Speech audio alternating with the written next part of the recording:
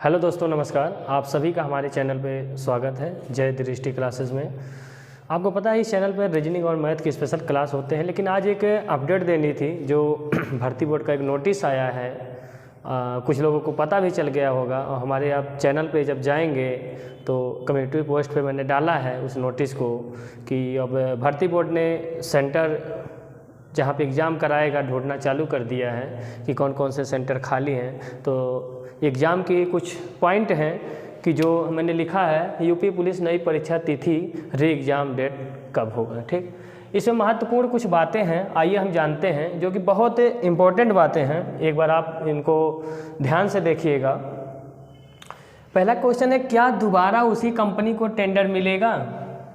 इस पॉइंट को आप समझ रहे हैं कि क्या दोबारा उसी कंपनी को टेंडर मिलेगा?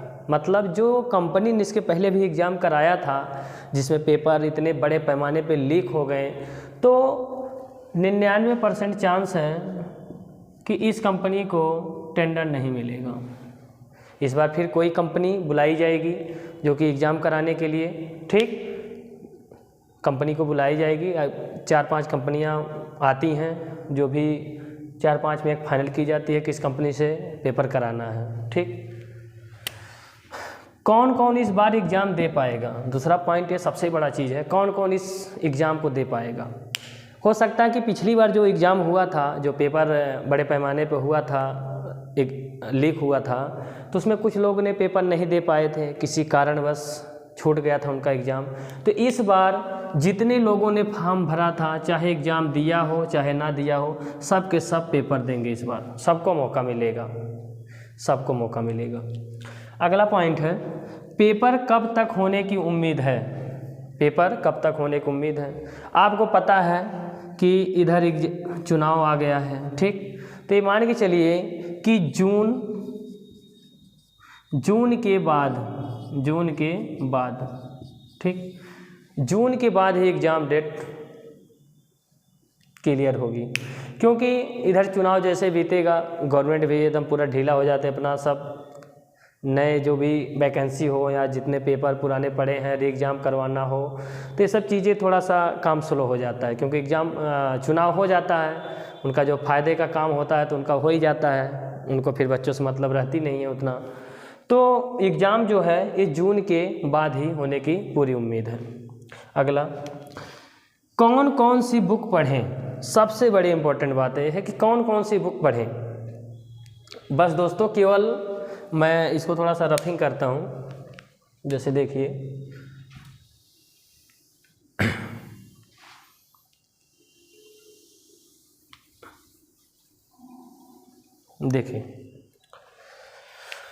कौन कौन सी बुक पढ़ें। आप केवल मेरी बातों को रिकॉर्ड कर लीजिए, या विश्वास नहीं हो तो देख लीजिएगा, प्रीवियस ईयर उठा लीजिए। 3 से 4 बुकें ऐसी हैं कि जहाँ तक 80 से 90% पेपर बनते हैं, ठीक, जो कि आपको मिलने के पूरा उम्मीद है। पहला, आप बुक ल्यूसेंट हिंदी के लिए ल्यूसेंट आती है, इसको आप कर सकते हैं। और प्रैक्टिस के लिए एक आदित्य पब्लिकेशन की आती है, ठीक, आदित्य पब्लिकेशन की बुक आती है, इसको आप ले सकते हैं। ठीक, आप हिंदी के लिए ल्यूसेंट थ्योरी पढ़ लीजिए, और प्रैक्टिस के लिए आदित्य पब्लिकेशन की बुक आती है, उसको आप ले लीजिए। दूसरा बुक आप जीएस के लिए मैं ये कहूँगा, ल्यूसेंट जो एक आती है जीएस के लिए, पढ़ने में तो बहुत बोरिंग लगेगा, 2 पेज 1 पेज पढ़ोगे तो ऐसा लगेगा याद हो रहा है कि नहीं आ रहा, इससे आएगा कि नहीं आएगा। आप केवल उस बुक को, ल्यूसेंट जो बुक है जीएस की, आप उसको पेपर तक कम से कम 10 बार पढ़ जाइए।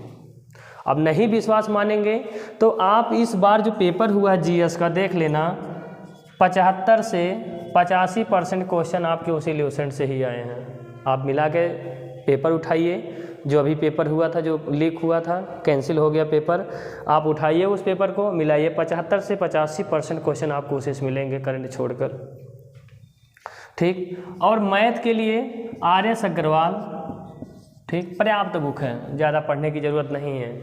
20 क्वेश्चन आएगा, 10 से 15 क्वेश्चन जो रहता है इजी रहेगा, ठीक। 5 से 7 क्वेश्चन जो वही रहेगा कि आपका थोड़ा सा लेवल ठीक रहेगा, ठीक। आप रीजनिंग के लिए आप प्रैक्टिस कोई भी प्रीवियस ईयर उठा लो, ठीक। सबसे ज़्यादा बेस्ट तो ये पड़ेगा, एक सेकेंड, सबसे ज़्यादा बेस्ट तो रीजनिंग के लिए आप यूपीएसआई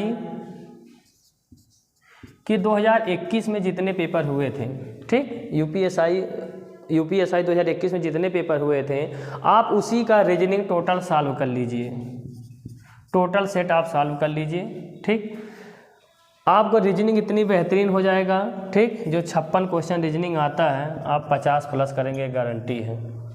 यूपीएसआई 2021 के जितने पेपर हैं आप उसका रीजनिंग पूरा क्वेश्चन सॉल्व कर लीजिए। अगला क्वेश्चन मेरा है, चलिए इसको मिटाते हैं। टेस्ट अभी दें या नहीं? देखिए, टेस्ट हम तभी देते हैं जब थोड़ा सा चीज़ें हमारी तैयार हो जाती हैं। जैसे बुक में अभी बहुत चीज़ है, बहुत लोगों का है सिलेबस कंप्लीट नहीं हुआ है, तो कोशिश ये कीजिए 1 से 1.5 महीने के अंदर सिलेबस को एक बार रीड कर लीजिए, पूरा ख़त्म कर लीजिए, ठीक। उसके बाद ही टेस्ट दें, नहीं तो आप टेस्ट देंगे नंबर कम आएगा तो ऐसे लगेगा कि आपको मैंने क्या पढ़ा ही नहीं, मेरा कुछ तैयार ही नहीं है। तो इससे अच्छा यही है कि आप एक बार पूरे सिलेबस को एक बार 1 से 2 महीने के अंदर आप पढ़ लीजिए। चलिए अगला क्वेश्चन जो मेरा है, क्या पेपर इस बार कठिन आएगा या सरल? सबसे बड़ी बात है कि क्या पेपर इस बार सरल आएगा या कठिन। आपको पता है कि जब फॉर्म निकले थे तब समय आपको बहुत कम मिला था, समय बहुत कम मिला था, लेकिन इस बार समय क्या है, अधिक मिल गया, अधिक मिल गया। तब जब समय कम मिला था तब बहुत से ऐसे लड़के थे कि जो पूरा सिलेबस को कंप्लीट नहीं कर पाए थे। तो इस बार क्या होगा, समय ठीक ठाक है, क्योंकि जून के बाद एग्ज़ाम होने का पूरा चांस है, जून के पहले तो कोई उम्मीद नहीं है। तो जब समय सबको मिलेगा, मान लीजिए 2 व्यक्ति हैं, राम और श्याम, अगर दोनों को भाई समय इस बार ठीक ठाक मिल गया 4 से 5 या 6 महीना, तो समय जब दोनों को बराबर मिला है तो इसलिए पेपर इस बार पिछली बार के तुलना में तो थोड़ा सा क्या आएगा, कठिन तो आएगा ही, ठीक। पेपर तो कठिन आएगा क्योंकि समय भरपूर मिला है, वैकेंसी उतनी है, ऐसी है नहीं कि वैकेंसी बढ़ी है, लड़के जितना पेपर दिए थे उतने हैं, ठीक। तो पेपर थोड़ा सा आप कठिन मान के ही चलिए, आप थोड़ा सा लेवल पढ़ाई का अपने और अच्छा कर लीजिए। चलिए अगला है, क्या इस बार पेपर आपके ज़िले में होंगे? सबसे बड़ी बात यह है, बहुत से लोगों ने अपने मन में बनाया है क्या पेपर इस बार फिर होम डिस्ट्रिक्ट में मिलेगा सेंटर? नहीं, बिल्कुल नहीं मिलेगा, क्योंकि होम डिस्ट्रिक्ट देने के कारण ही ज़्यादातर जो गड़बड़ी आई हैं चीज़ें, कहीं ना कहीं ये भी एक लापरवाही में शामिल है। तो आपका सेंटर इस बार होम डिस्ट्रिक्ट से तो दूर ही रहेगा। तो ये मुख्य चीज़ें इतनी थी, और भी चीज़ें जैसे भी अपडेट कोई आता है, बाकी जो नोटिस भर्ती बोर्ड ने अभी जारी किया है, आप कम्युनिटी पोस्ट पे जाइएगा हमारे चैनल पे, वहाँ पे आपको मिल जाएगी। बहुत बहुत धन्यवाद। इस वीडियो को ज़्यादा से ज़्यादा लोगों तक शेयर करें, सब्सक्राइब करें। धन्यवाद।